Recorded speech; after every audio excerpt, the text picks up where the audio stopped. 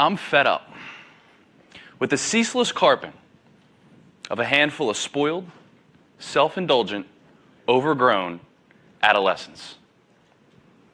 So indulged with every toy, game, and electronic device available, they didn't even need to learn how to amuse themselves, because mom and dad were always there to shuffle them from one organized activity to another. Sound familiar? We've all heard the millennial stereotypes before: lazy, spoiled, self-entitled. But what if I told you those lines you just heard were written by a 50-something baby boomer about a 20-something Gen Xer, written in 1993? It was called the whiny generation. It wasn't even about our generation.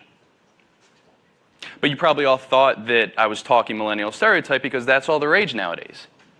In 2016 alone, real news outlets had headlines and articles talking about how millennials are ruining the wine industry. We ruined hotels for everyone. Napkins. Movies. Running. Golf. Europe's millennials, they're even worse. They killed off the European Union. So if you believe all these stereotypes, it's almost like there's nothing left for millennials to just sink their teeth into and completely ruin. But it got me thinking, because I've also heard countless experts talk about the power of the millennial generation and the power that we have to one day change the world. And I wondered why. You know, when do we stop thinking about what we can do one day? When do we stop worrying about the challenges that we're facing today and actually start doing something today to fix it? Some people are. Mark Zuckerberg, for example, Facebook. Facebook is connecting people from all around the world. He was a millennial in October of 2003 in his dorm room. He didn't wait for the rest of the world to tell him that he was allowed to pass go. He just did it. But with all the technology and the connectedness out there today, almost anyone can do that. You don't need to be born in the 80s or the 90s or the 2000s to create some social network. It's out there. So what makes millennials special? What is it about millennials that can actually one day do something to change the world? Everyone may have their own answer. But it goes back to values. Our generation, the millennial generation, is the first generation to ever prioritize values in things like our search for work. Past generations certainly care about other people. But our generation is the first to have it be so vividly important to what we do on a daily basis. There's a study published recently by Deloitte that talked about millennials all around the world. The majority of them feel as though they have a fair amount or great deal of accountability into things like social equality, protecting the environment. But why?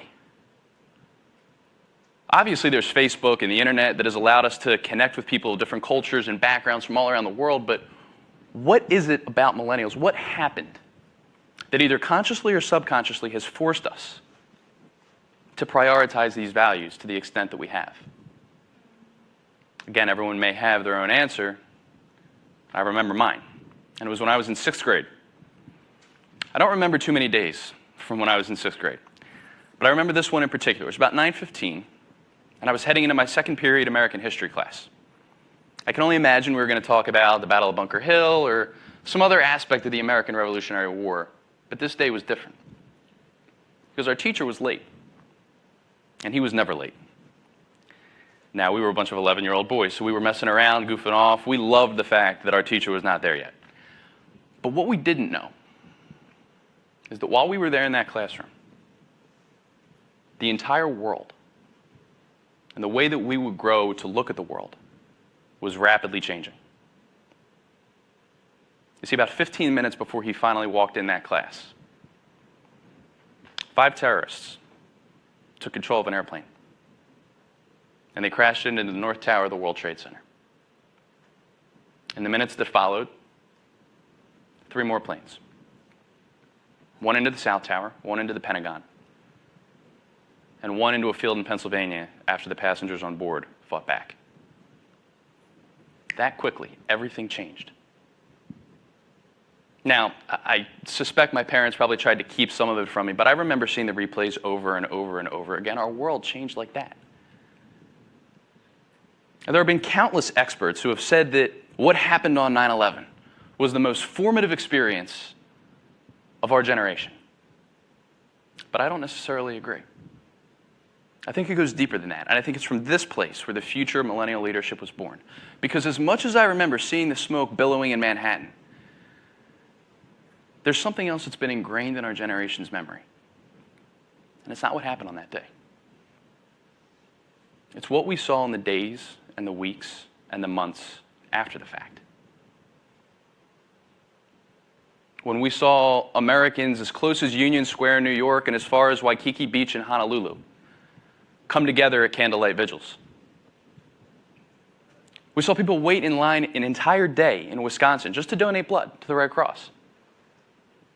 We saw cities and towns from all across the country sending fire trucks and EMTs up to Ground Zero just to pitch in. We saw the Reverend Billy Graham at the National Cathedral and the Imam at the Al-Abidin Mosque in Queens preaching that we come together and unite together, rebuild together, because the world depended on it. Our generation, no matter how young we were, we saw a country actually come together, unite, regardless of what differences were thrown into the mix. We saw the promise of a country at an age where we were just trying to learn the promise within ourselves. The power that the millennial generation has to one day change the world, it's not in what we do. And it's not in what we believe, and it's not in what companies we start. It's in why we do what we do, why we believe what we believe, and why we start the companies that we start. Because we know what we aspire to actually be. Now, this slide that I showed you earlier, the Deloitte slide, there's something important on here. Because as more and more millennials consistently feel like we have a great deal of accountability into issues like the environment, social equality, hunger, healthcare, income inequality, more and more of us feel as though we lack the ability to influence that conversation. And it's time for that to change.